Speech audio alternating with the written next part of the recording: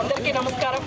ముందుగా ఈరోజు బడి పిలుస్తోంది కార్యక్రమానికి విచ్చేసిన మన డిఓ గారికి, అలాగే ఇక్కడికి విచ్చేసిన ఎంఈఓలకి, టీచింగ్ సిబ్బందికి, పిల్లలకి అందరికీ కూడా, అలాగే మన నాయకులకు, మీడియా మిత్రులకు అందరికీ కూడా పేరు పేరున నమస్కారాలు తెలియజేస్తున్నాను. చాలా సంతోషంగా ఉంది. డిఈ గారు మనకు అన్నీ కూడా చెప్పారు.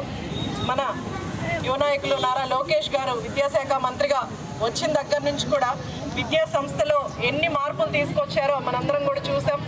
గతంలో మనం చూస్తే బుక్స్ మీద కూడా రాజకీయ నాయకుల ఫోటోలు అవే ఉండేవి. ఈరోజు రాజకీయ నాయకుల ఫోటోలు ఎక్కడ కనిపించకుండా పిల్లలు చదువుకునే దానికి మాత్రమే, అంటే ఆ ఫోటోలు కాదు మనం పబ్లిష్ చేయాల్సింది, వాళ్ళకి మంచి చదువును అందించాలని ఒకే ఒక్క ఉద్దేశంతో నారా లోకేష్ గారు ముందుకెళ్తున్నారు. విద్యాశాఖ ఎప్పుడు కూడా కష్టమైన శాఖని అయినా కూడా ఆయన విద్యాశాఖలో మార్పులు తీసుకొస్తేనే, ఎందుకంటే ఈరోజు పిల్లలే రేపు పౌరులుగా మారి రేపు మన రాష్ట్రానికి ఉపయోగపడతారు, లేదా వాళ్ళ భవిష్యత్తు బాగుంటుందన్న ఉద్దేశంతో విద్యాశాఖను తీసుకొని ఈరోజు చాలా మార్పులు తీసుకొచ్చారు. బుక్స్ నుంచి కావచ్చు, యూనిఫామ్స్ కూడా కావచ్చు. గతంలో మనం చూస్తే వైట్ అండ్ బ్లూ కానీ ఇలాంటివి, అంటే గవర్నమెంట్ స్కూల్స్ అంటే ఇలాంటి కలరే ఉండాలి అని ఒక ఐడెంటిఫికేషన్ ఉండేది. కానీ ఈరోజు అలా లేకుండా ఇలాంటి యూనిఫామ్స్ అంతా మనకు ప్రైవేట్ స్కూల్స్లో కూడా ఇచ్చేవాళ్ళు.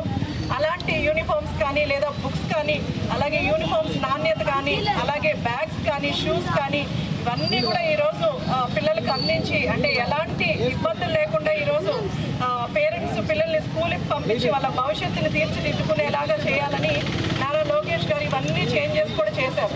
అలాగే ముస్తాబులో అందరూ నీట్గా రెడీ అయ్యి స్కూల్స్కి అటెండ్ అవ్వాలని, అలాగే డొక్కా సీతమ్మ భోజన పథకం కింద మిడ్ డే మీల్స్ పెట్టి మధ్యాహ్నం అక్కడే భోజనం, అంటే పిల్లలకే కాకుండా ఇంటర్మీడియట్ స్కూల్ పిల్లలకి కూడా మధ్యాహ్నం భోజనం ఏర్పాట్లు చేసి అక్కడే భోజనం చేసి వాళ్ళు వెళ్ళేలాగా. ఎందుకంటే గతంలో నేను చాలా వరకు స్కూల్స్ అటెండ్ అయినప్పుడు వాళ్ళు చెప్పారు, మేడం మాకు మిడ్ డే మీల్స్ లేనప్పుడు మేము ఇంటికి వెళ్ళి తినలేక కొంతమంది ఆకలితోనే ఉండేవాళ్ళు, ఎందుకంటే పేరెంట్స్ పనులకు వెళ్ళిపోయేవాళ్ళు, ఇంట్లో భోజనం ఉండేది కాదు. అలాంటి టైంలో పిల్లలు ఆకలితో ఉండేవాళ్ళు.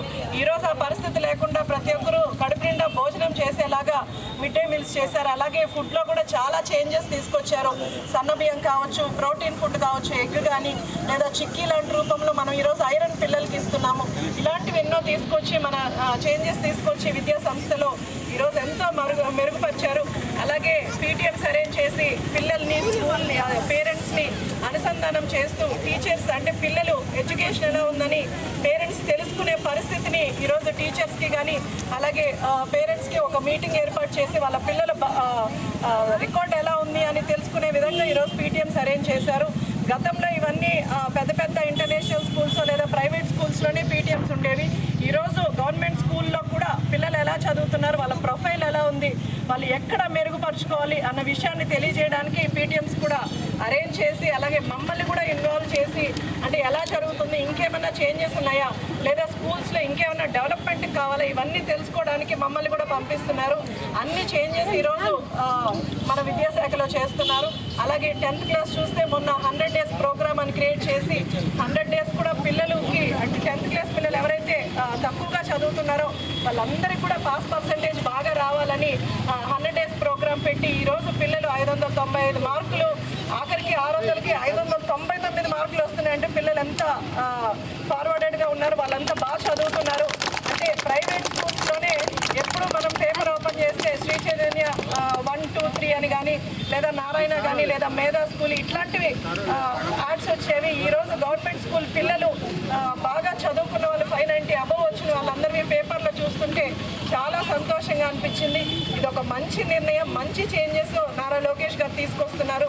నేను రిక్వెస్ట్ చేసేది పిల్లలకి కానీ, పేరెంట్స్కి కానీ, లేదా టీచర్స్కి కానీ, మీరు ఇంకా కూడా, ఎందుకంటే గవర్నమెంట్ స్కూల్ పిల్లలు ఇప్పుడే నేను చూస్తున్నాను చాలామంది షూస్ లేకుండా ఉట్టికాలతో నడుస్తున్నారు, లేదా చెప్పులు వేసుకొని నడుస్తున్నారు. ఇలా కాకుండా ప్రైవేట్ స్కూల్స్లో మాకు ఎలా ఉండేదంటే షూస్ వేసుకోకపోయినా, లేదా ప్రాపర్ యూనిఫామ్ లేకపోయినా ఫైన్ వేయడం కానీ, లేదా బయట నిల్చోబెట్టడం కానీ, ఇలాంటివి కొన్ని చేస్తారు. అవి మనం పనిష్మెంట్ ఇచ్చైనా సరే పిల్లల్ని ఒక దారిలో పెట్టాల్సిన బాధ్యత టీచర్స్కి ఉంది.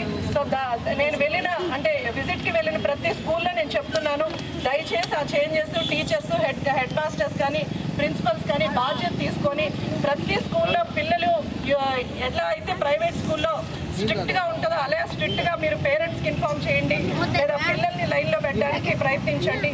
ఒక అంటే చిన్నప్పటి నుంచే మనకు ఇలాంటి అలవాట్లు నేర్చుకుంటే రేపు పెద్దయ్యాక వాళ్ళు మంచి భవిష్యత్తు ఉంటుంది, మంచిగా నేర్చుకుంటారు అలవాట్లు కానీ ఇవి కూడా. అలాగే ప్రైవేట్ స్కూల్స్లో ధీటుగా మంచి ఈరోజు డిఓ అని చెప్పారు, మంచి టీచర్స్ని మంచి స్టాఫ్ని ఇచ్చారు.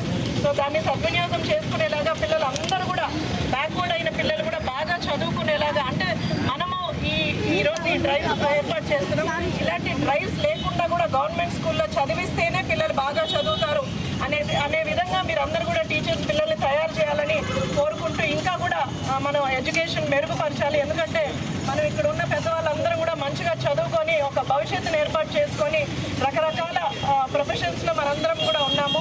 సో మనం ఎడ్యుకేషన్ వాల్యూ మనకు తెలుసు కాబట్టి అది పిల్లలకి చెప్పి దాని ప్రకారం ముందుకు తీసుకెళ్లాలని కోరుకుంటూ సెలవు తీసుకుంటాం.